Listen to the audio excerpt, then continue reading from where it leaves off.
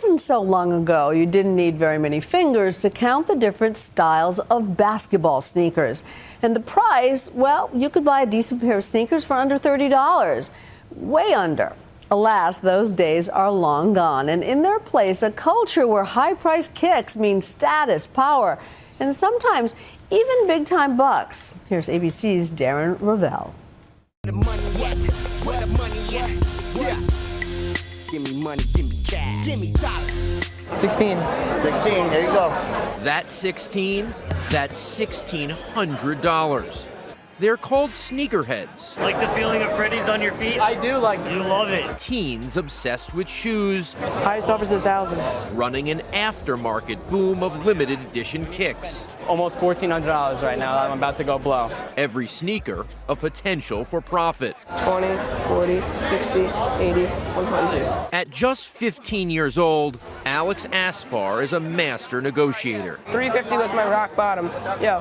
50 bucks, 60 bucks. Meet Brandon Buscanera. See how cheap that is? He's 12. So far, he's made $100 today. For the love of the game. It's a cycle. Buy, sell, trade. It's kind of a hobby, addiction. It's more of an addiction. Kids like Alex and Brandon are buying and selling sneakers priced in the thousands, all with their own money. Alex, we got like $5 between the two of us. Money's gotta be the shoes. It all started with Michael Jordan, when Nike convinced us Air Jordans could make us fly. Having them on your feet was a status symbol. I fell in love with it. To some, worth whatever price it took, including murder. In 1989, one boy was strangled for his Jordans. Another one was shot. The story hit the cover of Sports Illustrated. Rising. Since then, the size of the athletic shoe market has more than doubled to $21 billion a year in the United States alone. It's 6 a.m. on a Saturday. Alex isn't an early riser. Neither is his dad. Nonetheless, they're on the way to a sneaker convention in New York City. Too early in the morning to be doing this. Shows I really care. After packing his shoes in the car, they pick up his friend and fellow sneakerhead, Brian. They don't waste any time. That's amazing. The conversation immediately turns to shoes. Brian, my Yeezys for these and 150. Killing me. Translation? Brian just scored a pair of rare Nike Dornbeckers online for $640, and Alex is immediately trying to buy them. Let's just say 700. You paid 640. So your DB's in 150. This banter continues for the hour-long car ride until they arrive. You good? Yeah, I'm good. The two get to work, setting up shop at a table they paid for with some friends, and soon it's on. Everything's gotta be perfect. First up are the glow-in-the-dark signature shoes of NBA star LeBron James. Alex paid $250 for them. I started at 350. 330, I'll do it right now.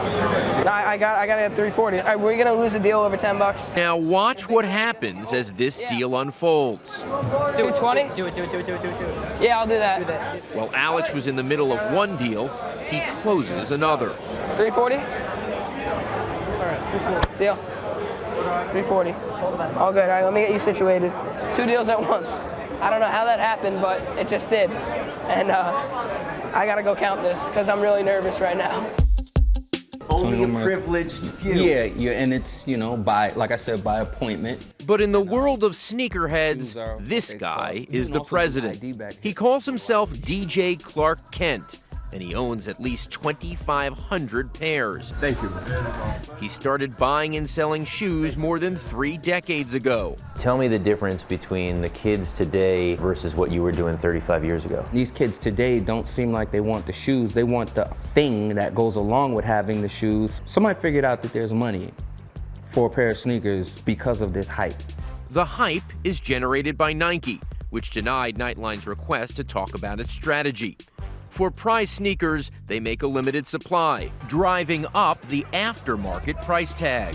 How much you offering? $690. All right. Demand got out of control.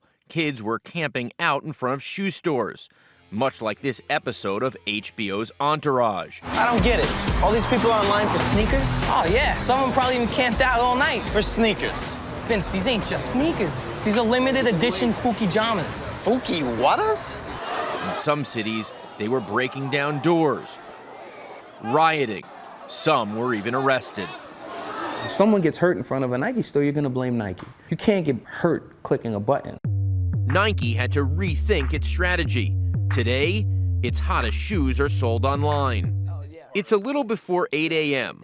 on Saturday again, back in Alex's home in Middletown, New Jersey. Today, Alex wants Air Jordan 11 lows, so he opens up several web pages for online stores that will sell them in hopes of getting one pair. 2, 1, go. There was an error. There you go. That happens, right? Yeah. I opened, 7 pages, and everyone tells me that they're sold out. And what was that, 5 seconds? My favorite pair of shoes that I wear are probably these, and they're not even expensive. Alex's father, John, estimates his son spends roughly 8 hours a day thinking and talking about sneakers. As a parent, what do you grapple with?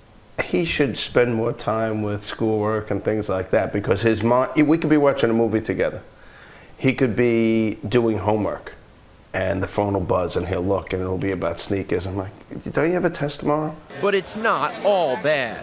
I've also seen where he really shows that he's learning something is not the deals he makes, the deals that he walks away from. Came here with $1,300. Now I'm carrying over $3,000. It's like a brick. From what I sold today, I can buy 5 amazing shoes and still go home with more money than I came. Back at the show, Alex is ready to splurge. $1,075.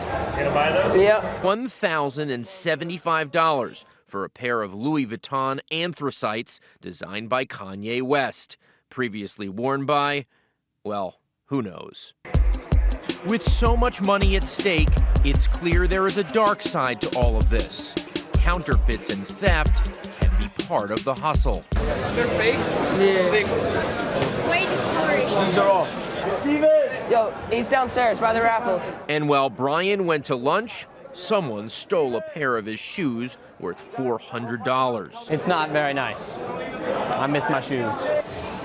As the show wraps up, Alex prepares for one more deal. His father's deceased military. I have my military ID. Alex hasn't quite dealt with a negotiation like this. I feel bad, so I'm gonna do it. I mean, let's just do it right now. Thank you. You're welcome. His buyer walks away thinking he got a steal, but Alex actually had plenty of wiggle room. The least I would have taken, like $540 even, so I just made an extra $100. One of the most important things that can happen for the shoe game is for kids to say, I'm not gonna let you charge me too much for these shoes. That will never happen. But that's what has to happen. It's just always some crazy hype for something that's coming out on Saturday.